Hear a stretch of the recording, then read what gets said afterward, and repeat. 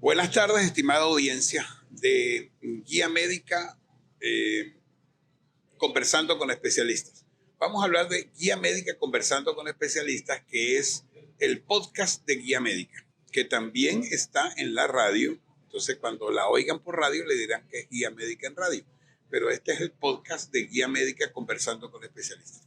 La idea de Guía Médica conversando con especialistas es tratar los temas de medicina de la manera más sencilla posible, de la manera más sencilla para que toda la audiencia entienda. Esos pacientes que salen de la consulta especializada, que parece que salieran de la luna porque es algo que no entienden, no comprenden a veces, y de hecho hay estudios que hablan de que el 33% solamente de la información es la que se lleva el paciente. Pues hoy estamos en Guía Médica con una especialista en medicina interna. No habíamos tenido esta especialidad aquí en Guía Médica. Es una especialidad espectacular, bellísima, muy amplia. La doctora Yuri Márquez. Ella es especialista en medicina interna. Ella labora acá en el Vigía. Está con nosotros en la clínica Emergencias Médicas aquí en el Vigía.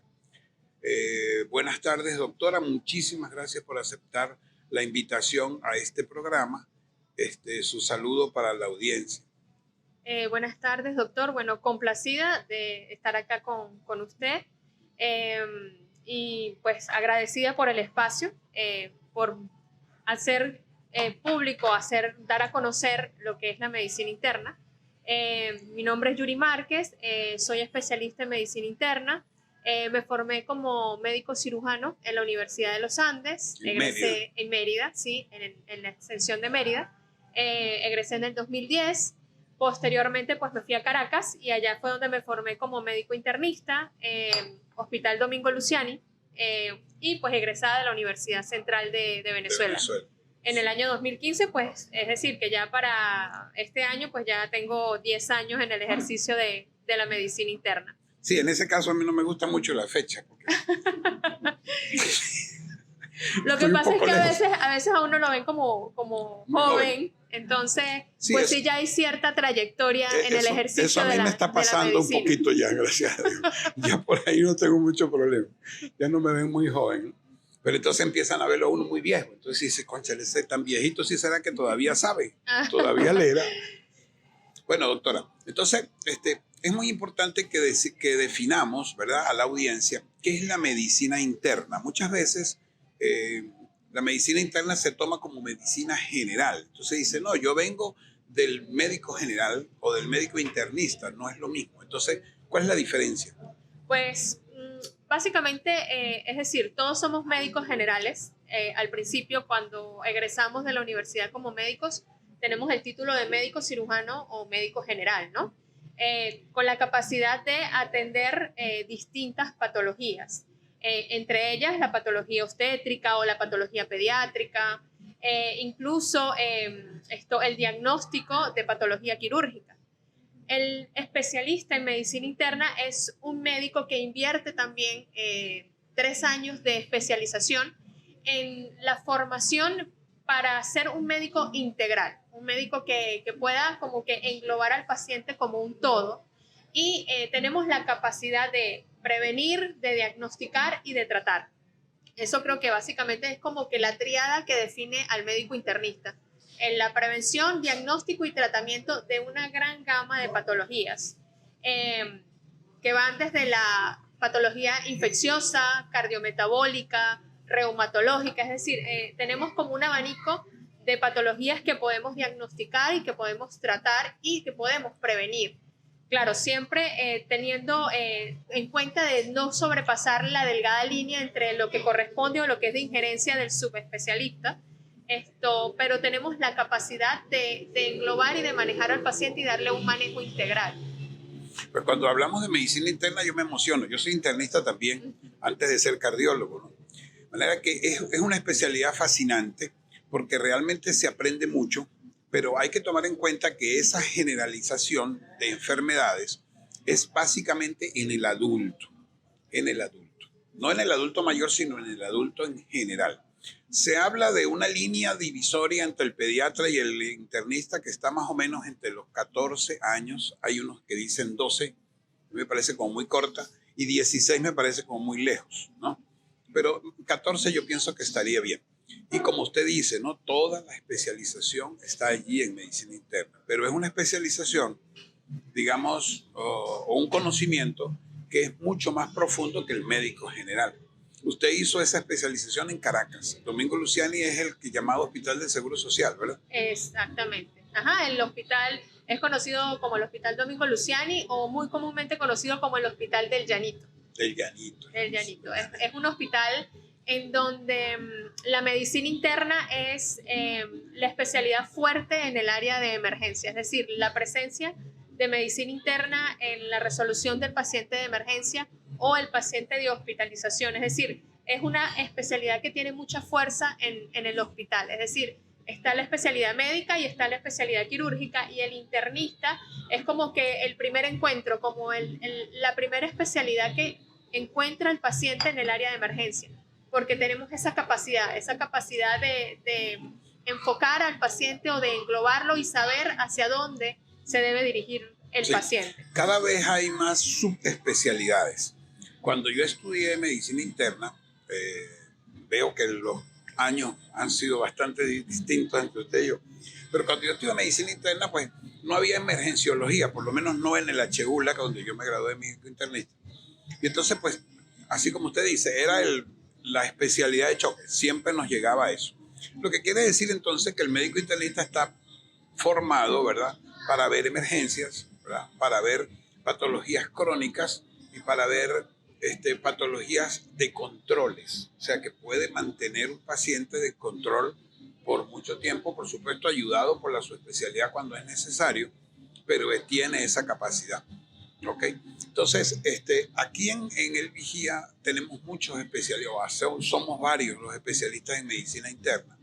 Gracias a Dios, porque definitivamente nos hace mucha falta. Pero sí tenemos que hacer hincapié en esa línea divisoria entre el médico general o generalista, que es el médico cirujano, dependiendo de la universidad donde salga, pero que es un médico que no ha hecho ninguna subespecialidad o no ha hecho ninguna especialización.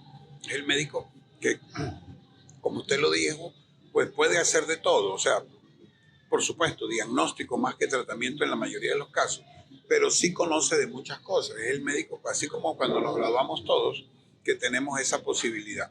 Entonces, para la audiencia y la colectividad en general, lo más importante es saber que el médico internista pues ya es un especialista, ya no es un médico general. Muchas veces se le dice generalista, pero realmente es el médico especialista del adulto. ¿Ok? Aquí en el Vigía, ¿cuánto tiempo tiene usted aquí ya? Desde que terminé mi posgrado, desde el 2015, estoy ejerciendo acá en el Vigía. En el Vigía, o sea, tienes 10 años aquí en el Vigía. Ah, bueno, es conocida ya aquí en el Vigía. ¿Cuáles son las patologías más importantes? ¿Hacia qué lado más o menos se dirige usted? Pues yo siempre me he caracterizado por no inclinarme hacia ninguna de las patologías que uno tiene la capacidad de evaluar, ¿no? No por eso no quise hacer ninguna subespecialidad.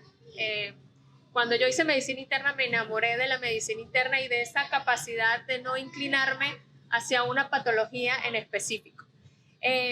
A mi consulta pues llegan pacientes de distintas edades, es decir, desde los 14 años hasta pasada la 9ª o incluso la 10ª década de la vida.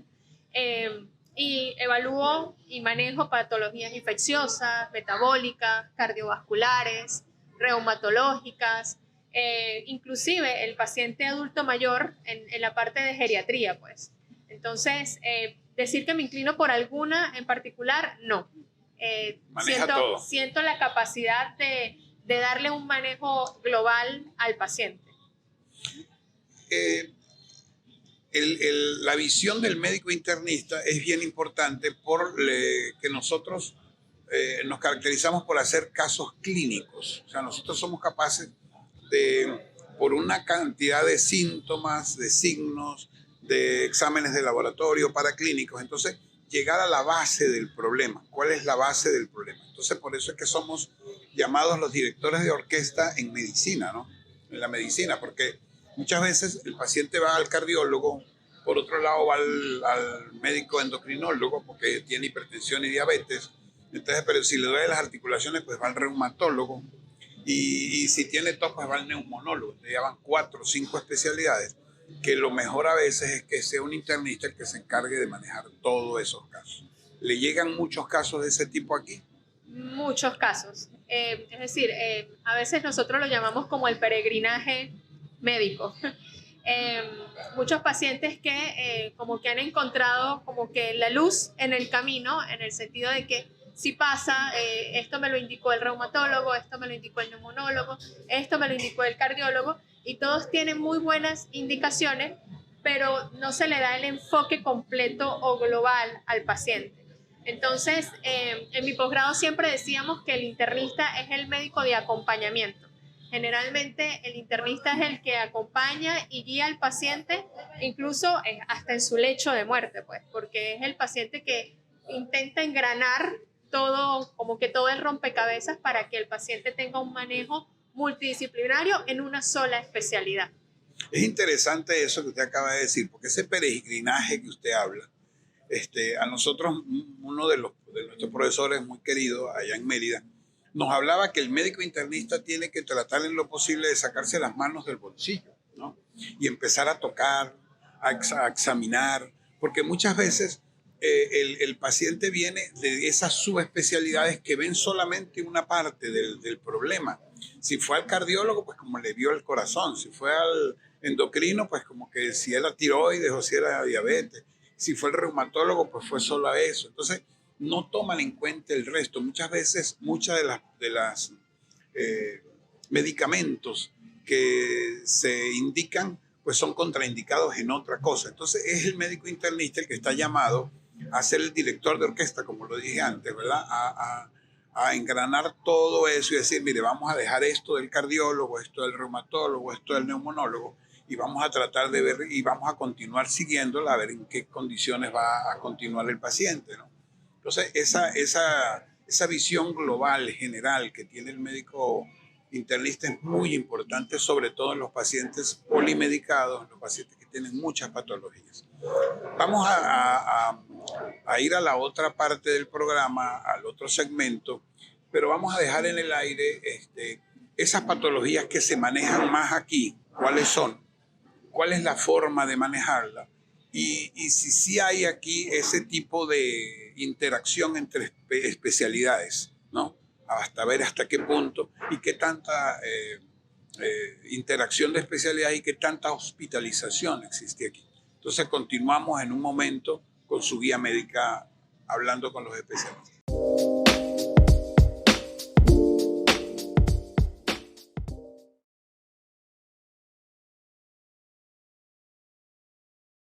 Bueno amigos, de audiencia de Guía Médica conversando con especialistas, vamos a continuar.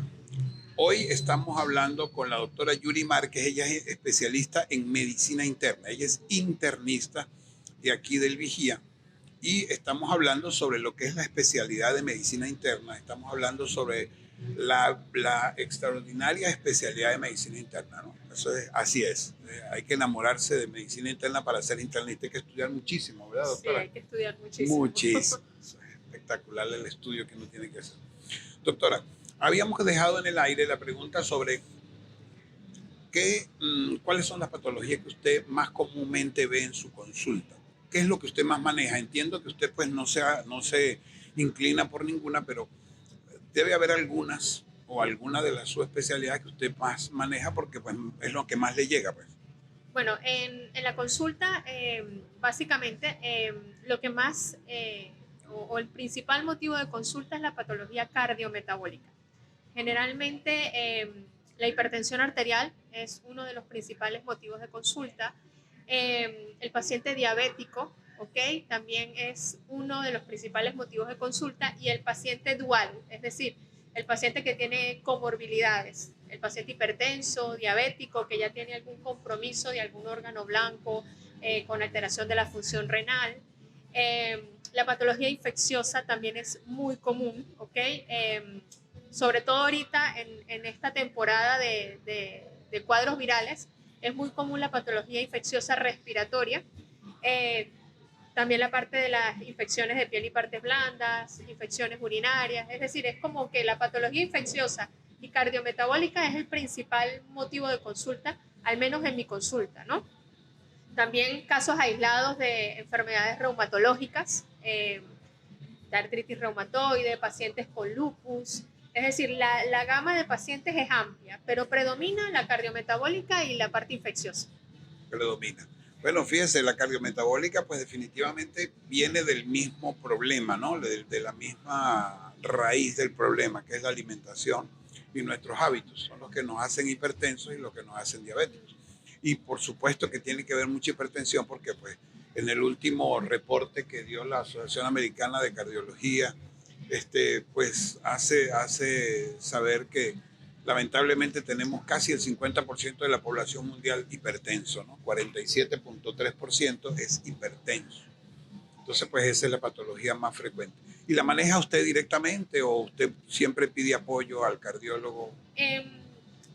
El manejo lo puede hacer un médico internista, es decir, el manejo, el control, diagnóstico y manejo de la hipertensión arterial, el internista está en la capacidad de hacerlo.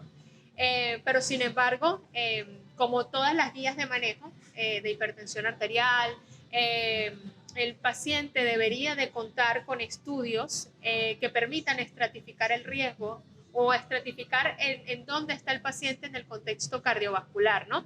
Y pues allí el internista sí tiene que apoyarse en subespecialidades. Por ejemplo, el cardiólogo apoya en la realización de estudios como ecocardiograma, en la realización de pruebas de esfuerzo, dependiendo de la sintomatología que el paciente refiera. Es decir, el internista está en la capacidad de tratar, pero también tiene que tener la capacidad de entender que necesita de otras subespecialidades para poder tener un enfoque completo del paciente. Es decir, necesitamos el apoyo de los subespecialistas. En este caso, el cardiólogo es vital para poder nosotros hacer un enfoque completo del paciente. Sí, yo creo que la maravilla de la medicina interna es saber que sabemos mucho, que tenemos mucho conocimiento, pero también saber que nos hace falta también mucho, pues. Porque, por ejemplo, la patología infecciosa, a usted le llega, para que no hablemos tanto de cardiología, la patología infecciosa, ¿verdad? Nos llega, yo soy internista y me llega patología infecciosa. Entonces, bueno, tiene un problema pulmonar. Entonces empieza a oír sibilantes y empiezo a oír cosas de esas. Sibilantes cuando pilla uno dice que tiene un pitico. Entonces, hay que empezar a ver que necesitamos la ayuda del neumonólogo porque nos hace falta una espirometría. ¿Okay? Entonces, lo mismo pasa cuando nosotros tenemos una patología reumatológica. Vale la pena que lo vea el reumatólogo, ¿verdad? Hay estudios que pueden ellos hacer y que nosotros no. Somos muy buenos semiólogos, ¿verdad? Semiólogo es la semiología que tiene que ver con el examen físico, con las manos, con escuchar y sobre todo engranar todo para ver qué tiene el paciente. Pero sí vale la pena que nos bajemos de esa nube y vamos a decir, mire, yo necesito un eco renal, yo necesito un ultrasonido abdominal. Entonces, eso es parte de la sapiencia del médico internista, porque definitivamente tenemos que saber que tenemos que delegar a otras especialidades. Aquí hacen falta algunas especialidades, aquí en el Vigía específicamente, no tenemos emergenciólogos, pues no hay unidad de cuidados intensivos, de hecho pues lo puedo decir, tuve una unidad de cuidados intensivos y tuve que cerrarla. No tenemos reumatólogos, y sin embargo usted me dice que no es la causa más importante o la más frecuente en su consulta. La patología reumatológica no es una patología frecuente. Si bien llegan muchos pacientes a la consulta con dolores articulares, que puedan generar algún tipo de disconfort en el paciente, pensando siempre en una patología muy común que la gente la menciona: tengo artritis, sufro de artritis. Hacer el diagnóstico de la patología como tal, uno tiene herramientas diagnósticas para poder hacer el diagnóstico y poder hacer diagnóstico diferencial, ¿no? Sin embargo, no es una patología común y como usted mismo lo menciona, acá en el Vigía no contamos con una subespecialidad en el área de reumatología que permita esto derivar a esos pacientes que sí tienen un diagnóstico definitivo y certero de una patología reumatológica. Esos pacientes pues tenemos que enviarlos a Mérida, que es donde se cuenta con esa especialidad, ¿no? Sin embargo, pues el internista está en la capacidad de diagnosticar, de hacer como el primer abordaje terapéutico y derivar al paciente. Y el paciente se puede hacer, es decir, una ventaja que tiene el internista es que puede hacer manejo en conjunto con la subespecialidad. Es decir, el paciente uno lo diagnostica, lo dirige a la subespecialidad y el paciente puede volver con el internista para que el internista continúe con el control y con el seguimiento. Es decir, tenemos esa capacidad de poder derivar y poder otra vez, como un efecto resorte, envío al paciente y regresa a mí para yo poder continuar con el manejo, siempre contando con el apoyo de la subespecialidad. De la subespecialidad.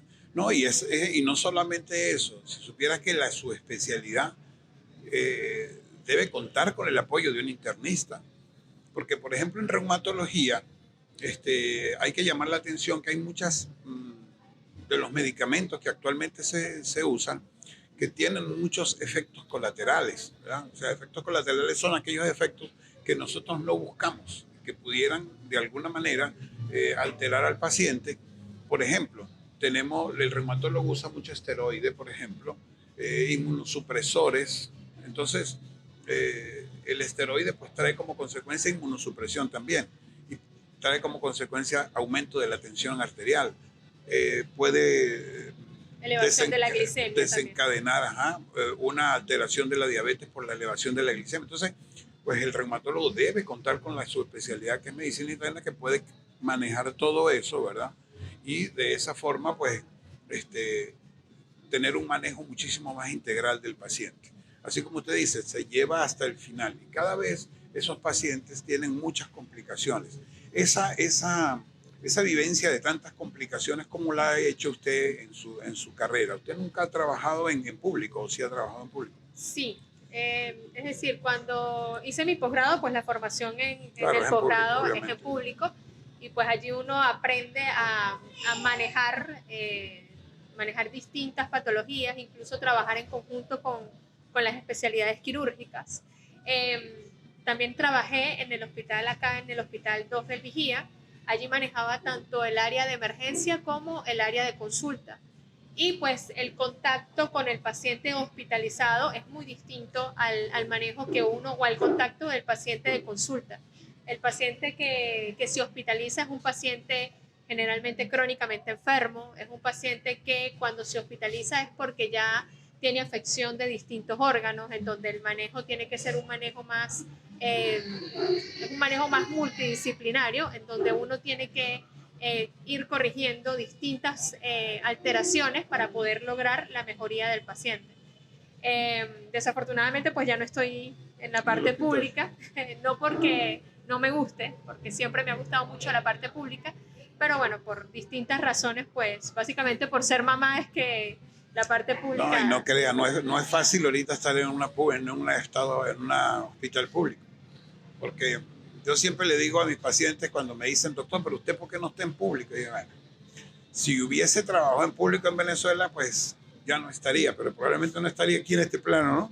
Porque es que es tan difícil ver que uno puede hacer la prevención, como usted dice, el diagnóstico, el tratamiento, pero no consigue con qué. Entonces esa es una situación muy estresante para el médico. Y como usted lo dice también, el paciente hospitalizado es muy distinto. Casi siempre son pacientes crónicos que hacen reagudizaciones de una patología. Y actualmente aquí pues se ve mucho esas reagudizaciones. ¿La ve usted muy frecuentemente? ¿Cuáles son las principales causas? En mi consulta yo siempre procuro, es decir, siempre procuro enseñarle al paciente a que el control, es decir, el acudir regularmente a la consulta es lo que garantiza que sus patologías de base se mantengan estables y evitar las descompensaciones. Generalmente el paciente que no es comprometido con su enfermedad es el que generalmente le avisa o te llama o te contacta porque reagudizó su patología o porque subió la presión arterial o porque descontroló la glicemia o porque hizo alguna complicación no querida de su enfermedad de base. Sí es común verlo, básicamente por lo que más siento que a veces le cuesta a los pacientes es modificar estilos de vida. Y eso marca la diferencia entre un paciente que se mantenga controlado y el paciente que recurrentemente tenga que ir a la consulta por descompensación de su enfermedad de base. Además, pues también el paciente que maneja el internista es un paciente polimedicado y bueno, costo de medicamentos, eso también influye muchísimo Escasez a veces de los mismos exactamente, en que el medicamentos. paciente logre tener un control óptimo de sus patologías, pues. Compro un medicamento, no compro el otro, entonces eso condiciona a que el paciente pues no termine de estar completamente controlado. Sí, es muy frecuente y en nuestro medio, pues mucho más, por lo que usted dice, ¿no? A veces los pacientes tienen que darse así como que, pues, tengo 5 medicamentos, ¿cuál será el más importante? Porque tengo para comprar 2 o tengo para comprar 3. Esa parte es muy importante. Y ahí el médico internista juega un papel súper importante, porque cuando el paciente va a 3, 4 especialistas, cada uno le pone su gama de medicamentos, que a veces no todos son tan necesarios, ¿no? Y en el contexto de la parte económica, pues es el internista el que está llamado a decir, mire, voy a dejar este de esta especialidad, este de la otra especialidad, este de... Entonces, bueno, doctora, estamos terminando la segunda parte del programa y yo quiero dejar para las 2 restantes partes, ¿verdad? Ya el abordaje de las recomendaciones que nosotros damos. Usted ya comenzó con una de ellas, que es decirle al paciente que no debe dejar de ir al médico, no debe dejar de ir al médico. Pero yo quiero también que en la próxima parte eh, hablemos de esas patologías que, a pesar de que no nos dan síntomas, pudiera el paciente estar muy descompensado y estar haciendo daño a órgano blanco progresivo sin darse cuenta. Entonces, para que usted nos hable un poco sobre cómo maneja esa parte y cuáles son las recomendaciones, al final, cuáles serían las recomendaciones más importantes para esos pacientes que son crónicos, polimedicados, o sea, que tienen muchos medicamentos, y cuáles serían sus recomendaciones para tratar de mantener esa enfermedad a raya de manera que no vengan esas complicaciones de reagudizaciones frecuentes. Seguimos entonces guía médica conversando con especialistas. Hoy pues estamos aquí desde la panadería La Nona, al cual le damos nuestro más sincero agradecimiento por prestarnos sus instalaciones. Muy gentilmente ellos nos prestan sus instalaciones y es unas instalaciones bastante agradables y bastante bonitas, ¿no? A lo que invitamos a la gente a que venga a compartir aquí también con la gente de la panadería. Hablamos o seguimos en el próximo segmento.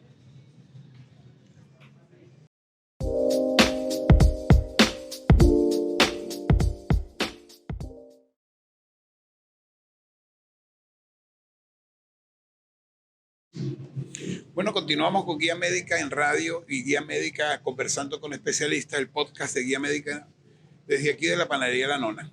Hoy con un tema apasionante, interesantísimo, que se llama ¿qué es la medicina interna? Porque estamos con la doctora Yuri Márquez, que es médico internista.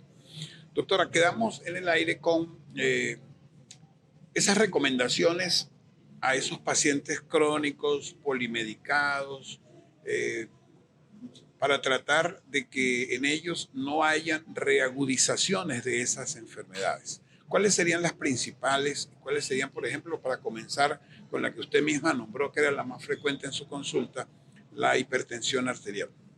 Es muy común la hipertensión arterial como motivo de consulta o como un diagnóstico, si se quiere, fortuito en la consulta.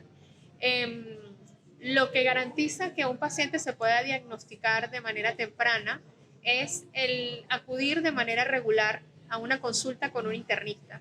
Es decir, todo paciente o toda persona mayor de 35 años o entre los 35 y 40 años debería de ir al internista, aunque sea una vez al año.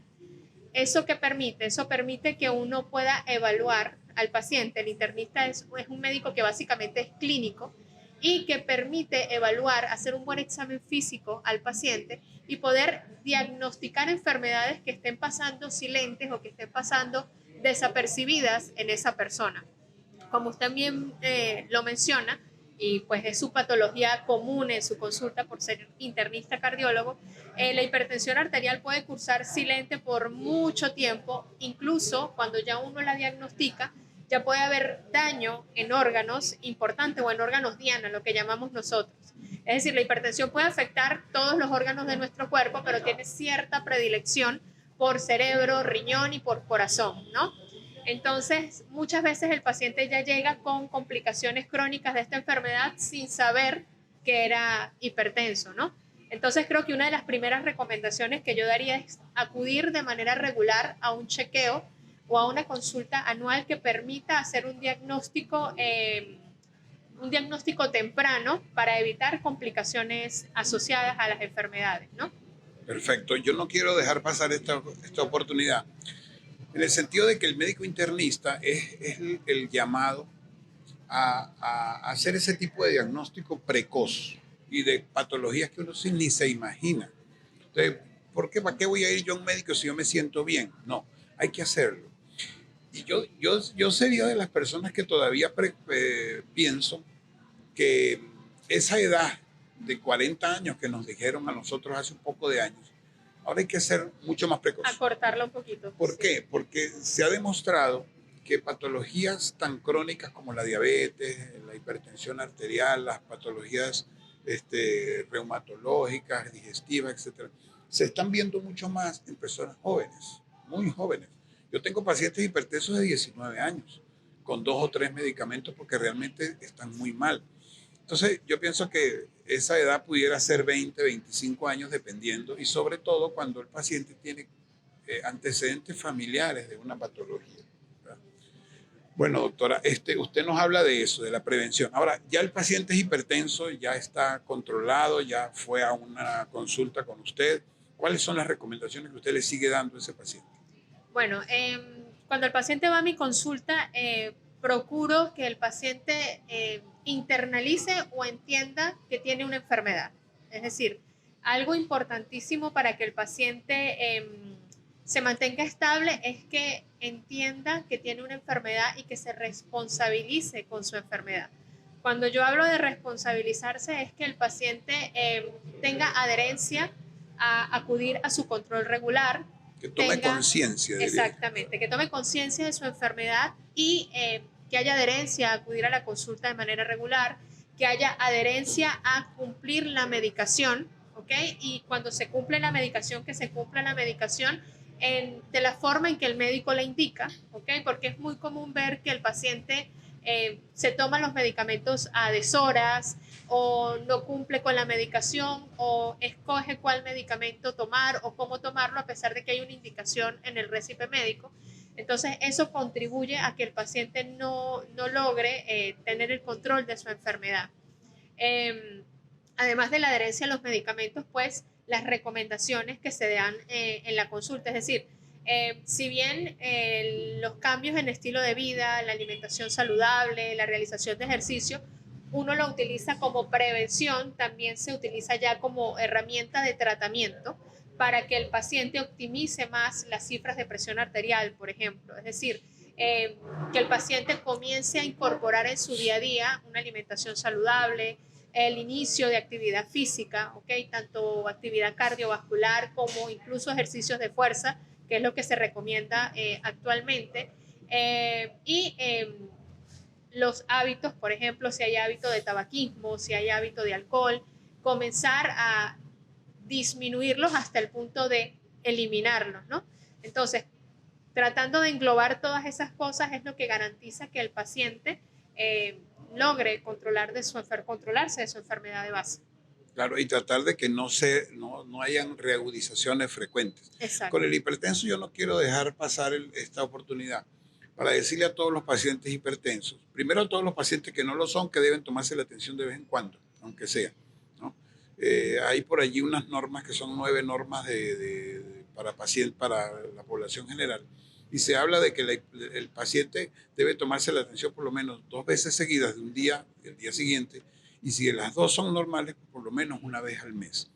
Yo todavía creo que es poco, pero bueno, por lo menos una vez al mes sería bueno hacer 2 tomas de tensión en días distintos y de manera adecuada, porque es importante que sea de manera adecuada, que no haya tomado café, que no haya comido, etc. En reposo, en estado de reposo basal, pero también lo que quiero llamar la atención es aquellos pacientes que ya fueron donde la doctora Yuri, que ya les puso tratamiento. Es importante que entiendan de que deben seguir tomándose la atención a pesar de que se sientan bien. El día a día de mi consulta son aquellos pacientes que me dicen, bueno, mire doctor, yo no asistía a un especialista hace 6 años, pero ¿para qué iba a ir si yo me sentía bien? Yo tenía la atención controlada. ¿Y cuándo fue la última vez que se tomó la atención? Bueno, justamente cuando fui a ese especialista. Ya estaba bien y ya no siento más nada. Entonces, eso es muy frecuente. Entonces, hay que tomar en cuenta lo que usted dijo, que tenemos que hacer que el paciente se tome la atención a pesar de que no sienta nada. Porque muchas veces vemos pacientes y de paso a diferentes horas del día y de la noche.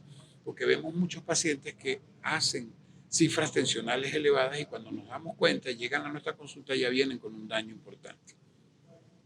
Otros pacientes, como por ejemplo los diabéticos, doctora, ¿cuál es su experiencia en ese sentido? Bueno, el paciente diabético es un paciente que, como usted lo menciona, cada vez estamos viendo pacientes más jóvenes con diagnóstico de diabetes y básicamente está asociado a estilo de vida, ¿no? El ritmo de vida que se lleva ahorita actualmente contribuye a la producción de hormonas, hormonas de estrés, como el cortisol, por ejemplo, que favorecen la elevación de las cifras de glicemia. Si a esto sumamos el tipo de alimentación también que recibe o que consume gran parte de la población, pues eso favorece que el diagnóstico de diabetes se esté haciendo cada vez más frecuente en la consulta. Y una de las cosas más difíciles en el paciente diabético, además de que haya adherencia al tratamiento, es este cambio básicamente en la alimentación. Yo siempre cuando tengo un paciente diabético en la consulta, no me gusta utilizar la palabra dieta, porque inmediatamente cuando uno dice la palabra dieta, el paciente inmediatamente se altera o no le agrada cuando uno menciona la palabra. Entonces, siempre procuro decirles, usted no debe hacer dieta, sino que debe tener una alimentación saludable. Es decir, el diabético tiene muchas opciones de alimentación saludable, pero es difícil lograr que el paciente se adhiera a eso. Entonces, básicamente la descompensación del paciente diabético está aunado básicamente a la poca adherencia al cambio del estilo de la alimentación. Sí, sobre todo que el paciente diabético, si no hace cambios en su alimentación, así tome las pastillas que quiera y se ponga la cantidad de insulina que quiera, no va a funcionar, no va a servir. ¿Okay? Y es frecuente entonces esas descompensaciones más por alimentación que por drogas, que por medicamentos. Ahorita, afortunadamente, es decir, hubo un tiempo en donde hubo una limitante importante en la terapéutica del paciente diabético, es decir, los medicamentos que recomiendan en las guías internacionales, pues en Venezuela no los teníamos disponibles, pero ya de un tiempo para acá, pues afortunadamente tenemos una amplia gama de medicamentos que son seguros, que son nuevas moléculas, que permiten que uno pueda manejar al paciente con mayor tranquilidad, incluso en el paciente que ya tiene afectación renal o que tiene alguna comorbilidad asociada, es decir, el paciente que tiene algún problema renal, cardíaco y que también es diabético, son medicamentos un poquito más seguros y con los que uno logra tener el control. Son un poco más costosos, sí, pero sin embargo el paciente, como le digo, el paciente que se responsabiliza con su enfermedad es el paciente que sabe que es una inversión en salud, ¿no? Entonces, por la terapéutica, básicamente el paciente, el que logra entender que cumpliendo con la medicación logra el control de su enfermedad, esto es poco común encontrar que haya una descompensación por no cumplimiento de medicamento. La patología infecciosa es una causa común de descompensación del paciente diabético. Un paciente que regularmente esté en la consulta, que tenga control de su enfermedad por algún proceso infeccioso, que puede ser viral, bacteriano, parasitario, respiratorio, gastrointestinal, es una causa común de descompensación de su enfermedad de base, ¿no? Pero es un paciente que rápidamente, al uno corregir el proceso infeccioso, rápidamente vuelve otra vez a lograr la normalidad de sus cifras de glicemia. Entonces, las recomendaciones en la consulta básicamente son esas: cumplimiento de la medicación, ante cualquier síntoma de algún proceso infeccioso, inmediatamente contactar a su médico tratante para evitar la descompensación. Entonces, el paciente que es responsable con su enfermedad de verdad es el paciente que no está hospitalizándose de manera frecuente por descompensaciones. Sí, a los pacientes yo siempre les digo que hay que tener tres cosas importantes. Primero, conocimiento, que para eso estamos nosotros. Porque es muy frecuente ver un paciente que dice, bueno, mira, yo hoy comí bastante, como no estoy en la casa, pues yo comí lo más saludable posible. Ajá, ¿cómo fue eso? Una galletita de soda, un pan integral, un juguito de naranja, porque eso es natural. Entonces, todo eso es terrible, porque eso les dispara la glicemia impresionantemente. Yo siempre le digo a los pacientes, lean lo que tiene el alimento que se van a comer. Y léanlo para que lo dejen allí guardadito y no se lo coman, porque ninguno de los alimentos que son procesados deberían ser. Entonces, la primera parte es esa, tener conocimiento. Después, tomar conciencia de enfermedad. Y por último, tomar una decisión. Una decisión que para mi manera de ver es una decisión de vida.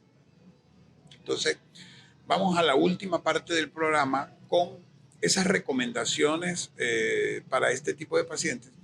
Y también quisiera que abordáramos al final esas enfermedades que son crónicas y que llamábamos crónicas y que estábamos diciendo, bueno, usted cuando va a tener esa enfermedad va a ser para toda la vida y como que a usted le dio la enfermedad por mala suerte. Y que pues saber que si nosotros modificamos el estilo de vida, primero no se van a presentar. Y si ya se presentaron, pudiéramos revertirlas. Eso se puede considerar así como entre comillas cura. ¿Ok? Entonces ya volvemos con la doctora Yuri Márquez a la última parte del programa.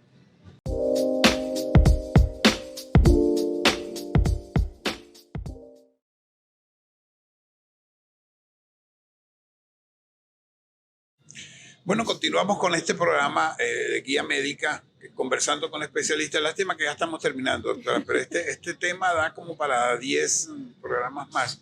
Es espectacular porque la medicina interna pues, es la madre de las especialidades, así se llama. Doctora, estábamos hablando sobre esas recomendaciones en el paciente diabético. Nos hacen falta algunas otras recomendaciones en pacientes reumatológicos, infecciosos. Y por último vamos a hablar, como le dije, de esas enfermedades que creíamos que eran para toda la vida y que podemos, o que el paciente puede curarse. A mí me llegan los pacientes y me dicen, doctor, ¿usted le curó la diabetes a fulano? No, yo no le curé nada a nadie, se curó él mismo. Entonces, sigamos con enfermedades reumatológicas. Es el mismo cuento a veces de reagudizaciones, de falta de tratamiento, o es menos frecuente. Sí, sí es frecuente. Es decir, toda patología, una vez que se instala, el paciente tiene que tener adherencia a su medicación, tiene que tener adherencia a su consulta para garantizar que se mantenga estable, ¿no? Si un paciente reumatológico es similar a un paciente diabético, es similar a un paciente hipertenso, un paciente cardiópata, si el paciente suspende medicación por alguna razón, si el paciente tiene alguna descompensación infecciosa, fácilmente su enfermedad de base se puede descontrolar. Y pues allí es el papel del médico internista para garantizar que el paciente vuelva a lograr otra vez el equilibrio o la estabilidad de sus enfermedades de base. Toda patología crónica es una patología que se puede mantener estable y como le digo yo a mis pacientes, usted puede tener su enfermedad y esa enfermedad no puede generarle problemas hasta el final de sus días, ¿no? Sino que si usted se mantiene controlado, es decir, cumpliendo la medicación, acudiendo a sus controles, esas enfermedades se pueden mantener a raya, se pueden mantener controladas y se pueden mantener estables, ¿no? Eso incluye enfermedades cardiometabólicas, enfermedades reumatológicas, enfermedades renales, enfermedades hepáticas, es decir, son enfermedades, es decir, todas las enfermedades crónicas se pueden mantener estables y el paciente puede tener una vida totalmente normal a pesar de tener patologías crónicas. Eso sí es importante que usted lo haya dicho, eso sí es importante. Porque muchas personas piensan que porque ya son, por ejemplo, tienen artritis reumatoidea, pues van a pasar toda su vida con dolor, o toda su vida que no pueden moverse. Y no, incluso la progresión. Ahora hay muchos medicamentos que disminuyen la progresión de manera fantástica de la enfermedad. Entonces, en ese orden de ideas, doctora, yo quisiera hablar un poquito sobre esas patologías crónicas, que uno habla de crónicas, y entonces cuando uno habla de crónicos no solamente lo toman literalmente en el sentido de que tienen que tener más de 6 meses de evolución, etcétera, sino que como que es una patología que Dios se la puso y que tiene que morir con ella.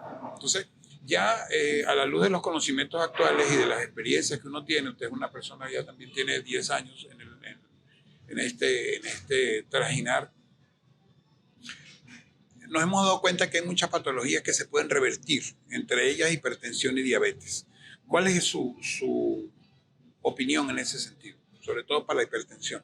Bueno, personalmente sí creo en la posibilidad de que el paciente tiene la posibilidad de revertir su enfermedad, es decir, o controlarse con modificación de estilos de vida. Es decir, muchas veces llega a la consulta un paciente a quien se le tiene que colocar incluso hasta 5 medicamentos para controlar la presión arterial, y cuando el paciente logra cambiar estilos de vida, es decir, baja de peso, comienza una alimentación saludable, comienza a practicar de manera regular ejercicio, uno progresivamente comienza a ir retirando medicamentos, incluso hasta el punto de lograr dejarlos sin medicación. ¿Por qué? Porque el sistema cardiovascular está asociado al sistema hormonal, está asociado al sistema neuroendocrino, que permite que cuando uno logra incluir su día a día en un ritmo saludable, el cuerpo también lo internaliza y comienza él solo a comenzar a controlar todo lo que esté desequilibrado. Eso incluye la hipertensión.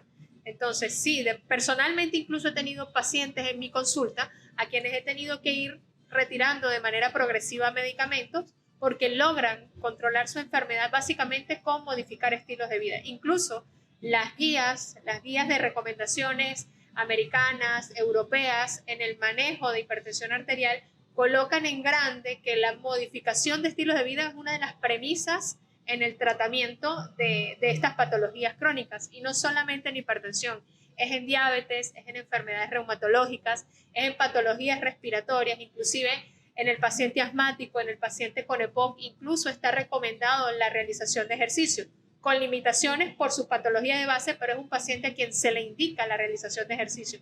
Entonces, la modificación de estilos de vida y la prevención que uno hace en la consulta sí vale la pena. Sí vale la pena. Sí, por supuesto que sí. En la hipertensión arterial yo tengo muchas experiencias de pacientes que dejan de tomar medicamentos. Yo de hecho ahora, de unos años para acá, a todo paciente que llega hipertenso, lo primero que hago es decirle que modifique su estilo de vida y le doy cierto tiempo. Las guías dicen que 6 meses, a mí me parece que como es mucho, pero yo en un mes, uno más en un mes, mes y medio, uno se da cuenta si el paciente realmente es capaz de cambiar su estilo de vida. Y si lo hace, pues muchas veces no es necesario ni siquiera instaurar medicamentos si la tensión no es muy alta. Ahora, si es muy alta, pues uno, como usted dice, hay pacientes que hasta 5 medicamentos para la tensión. Y la temida clonidina y la temida diuréticos a altas dosis, etcétera, hay que usarlos porque pues no hay otra opción. O hasta el minoxidil. Entonces, pero esos mismos pacientes pueden llegar al momento en que queden sin medicamentos. Lo que sí es importante decirle al paciente es que no es así, de que ya me sentí bien y como la doctora me estaba diciendo en el podcast que se puede revertir, me voy a empezar a quitar yo mismo los medicamentos. No, el medicamento lo va a retirar el especialista y lo va a retirar de acuerdo a la sintomatología y al control de tensión arterial que el paciente ya tiene. Entonces, poco a poco. No todos llegan al límite o al nivel de estar sin medicamentos, pero sí hay muchos que llegan, si tenían 5 terminan con 1 o con 1,5, Yo le digo 1,5 porque le bajamos la dosis a uno de esos. Entonces, esa experiencia es bueno que usted pues también la esté viviendo, porque realmente muchos especialistas en este momento todavía no creen en eso. Y como no hay hasta ahora publicaciones científicas que avalen eso en hipertensión arterial, pues se hace difícil que las personas lo crean. Ahora en diabetes, doctora, ¿qué experiencia tiene usted con diabetes en esa reversión de la enfermedad? Es muy similar. Es muy similar al del paciente hipertenso, por ejemplo, que es como el grueso de la consulta. La situación con la diabetes es un poquito, es decir, es similar, pero sí es menos común lograr que el paciente termine sin medicación, ¿no? Lo que sí se puede retardar es el uso o la sustitución ya o el uso de la insulinoterapia, por ejemplo. Ya cuando uno ya llega a la colocación de insulinoterapia es porque el paciente pues ya está generalmente crónicamente enfermo y ya sus reservas de insulina pues ya son nulas y se tiene que llegar a la utilización de insulina, ¿no?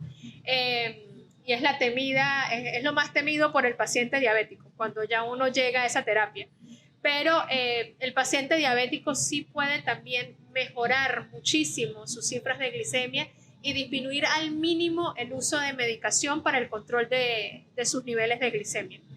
Hay pacientes también en los que solamente con modificar alimentación y la adherencia a ejercicio logran eliminar la utilización del medicamento, ¿no? Es decir, es un paciente que sigue siendo diabético, pero que es un diabético controlado con cambios de estilos de vida, ¿no?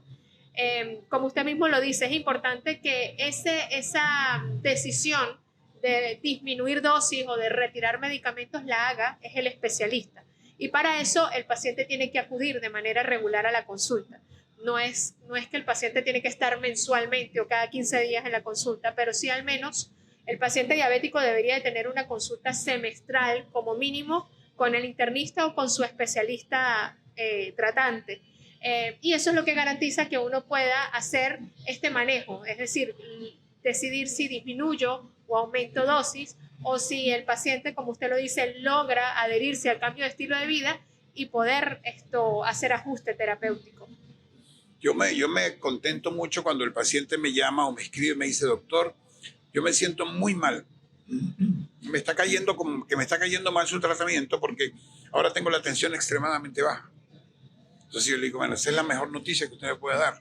O, doctora, amanecí esta mañana con 60 de glicemia y todos los médicos me habían dicho que yo no puedo bajar de 100. Esa es la otra. Entonces, pues yo, como siempre todos me han dicho, yo cargo un caramelito en el bolsillo. Y le dije, mire, lo primero que tiene que hacer es botar el caramelito y cuando tenga 60, pues me avisa y empezamos a bajar la medicación y a formar una fiesta, ¿no? Donde no haya dulce. Para darnos cuenta de que está usted mejorando muchísimo, ¿no? Sí se puede. Y lo bueno con el diabético es que para estos colegas que les gusta mucho que tenga que tener evidencia científica, ya hay un artículo en la literatura que habla de reversión de la diabetes solo con cambios en el estilo de vida. Eso es importante que lo sepamos. Entonces, doctor, ahora en pacientes diabéticos con insulinoterapia, ¿cuál es la respuesta? ¿Cuál es la experiencia suya a la respuesta a los cambios en el estilo de vida? ¿Cree usted que en esos pacientes a veces se puede eliminar la insulina? En esos pacientes ya sí es un poquito más difícil lograr retirar la insulina. Generalmente ya cuando el paciente está con insulinoterapia es un paciente con reservas mínimas de insulina y que se necesita la insulina exógena para poder lograr el control de su enfermedad. Y como lo mencioné, ya cuando el paciente requiere insulina es un paciente que ya tiene daño a varios órganos, daño renal, daño hepático, daño cardiovascular, que es complicado retirar la insulinoterapia. Entonces, pero sin embargo, a pesar de que es complicado, se le sigue dando el beneficio de mantener una alimentación saludable, adherencia al ejercicio. ¿Para qué? Para garantizar, evitar el aumento o el incremento de la dosis de insulina. O incluso bajar la dosis. Exactamente, exactamente. Sí, porque es que a veces llegan pacientes que que tienen unas cantidades de insulina que uno dice, caramba, para poder haber llegado a esa cantidad de insulina, la cantidad de azúcar que tiene que comer ese señor tiene que ser muchísimo. Entonces solamente con el cambio en la alimentación pues podemos obviar tanta cantidad de insulina, o por lo menos hacer lo que usted dice, tratar de no seguir aumentando, incrementando dosis. ¿Okay? Pero lo que sí quiero que quede muy claro es que sí puede haber reversión, sí tanto puede. de hipertensión arterial como de diabetes. De las otras enfermedades como la reumatológica, pues mire, la verdad es que ese no es muy fuerte, porque no me gusta mucho, pero sí es importante saber que hay muchas personas que se revierten. Yo tengo pacientes incluso que manejo algo de las enfermedades reumatológicas y que han disminuido muchísima cantidad de medicamentos solo con cambios en el estilo de vida. ¿Ha tenido usted esa misma experiencia? Pues he tenido pacientes que básicamente con la pérdida de peso, sobre todo el paciente de artritis reumatoide, con el diagnóstico de artritis reumatoide, en la pérdida de peso sí marca una diferencia en la evolución de su enfermedad. Es decir, es muy diferente la evolución de un paciente con obesidad al paciente que tiene pérdida de peso y que logra mejorar, por ejemplo, las crisis dolorosas. Eso sí ha sido algo notorio en mi consulta, es decir, el paciente que pierde peso, el paciente que se alimenta de manera más saludable, disminuye la utilización de alimentos procesados, mejoran las crisis de dolor, es decir, disminuyen al mínimo las crisis de dolor. Entonces, no hay reversión, pero sí hay mejoría de la aparición de crisis dolorosas, que es básicamente lo que afecta al paciente reumatológico. No, y también disminuye digamos, la frecuencia de esas deformidades articulares que pues junto con el dolor son las cosas más temidas que ellos tienen, ¿no? Porque la progresión de la deformación articular. De la deformidad articular, sí, es terrible. Bueno, doctora, ya estamos casi llegando al final. Yo quisiera que ese médico internista nos dé así como, a grosso modo, cuáles serían sus recomendaciones para pacientes sanos y, por supuesto, ya lo que hemos hablado tanto de pacientes enfermos. Bueno, agradecida por el espacio, por dar a conocer mi especialidad. Siempre lo voy a decir cuando estaba en mi posgrado, enamorada de la medicina interna. La Sociedad Venezolana de Medicina Interna siempre tiene un lema que dice orgulloso de ser internista. Básicamente por eso, porque es una especialidad muy completa, es una especialidad que permite dar un enfoque global al paciente. Es el médico que acompaña, es el médico que guía al paciente y que orienta al paciente, y que estamos formados para prevenir enfermedades, para diagnosticar enfermedades y para tratar enfermedades. Entonces, mi recomendación a la población general es que acudan de manera regular a una evaluación médica. ¿Por qué? Porque esto garantiza el diagnóstico oportuno, diagnóstico precoz de enfermedades que pueden transformarse en enfermedades crónicas y que puedan generar daños no deseados en cualquier paciente, que afecte tanto al paciente como al entorno familiar.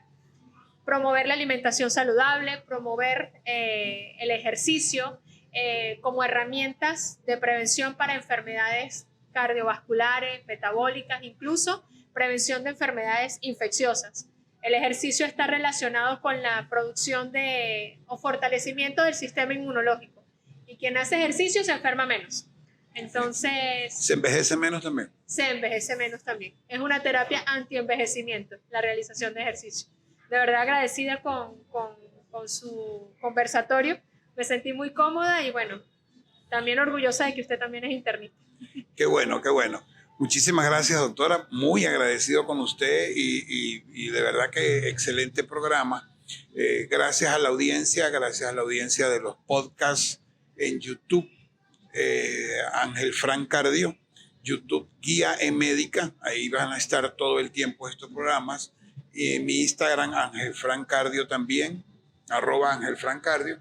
Y por supuesto a la emisora 94.5, donde lo vamos a estar siempre reproduciendo los jueves después de las 4 de la tarde, de 4 a 6 de la tarde. Entonces los esperamos en un programa similar, con otro especialista, con otro tema, siempre temas apasionantes y siempre especialistas espectaculares a la altura de la doctora, que va a estar con nosotros tratando de ayudar sobre todo a esas personas que quieren tener de primera mano información clara, sencilla, sobre las patologías generales. Muchísimas gracias.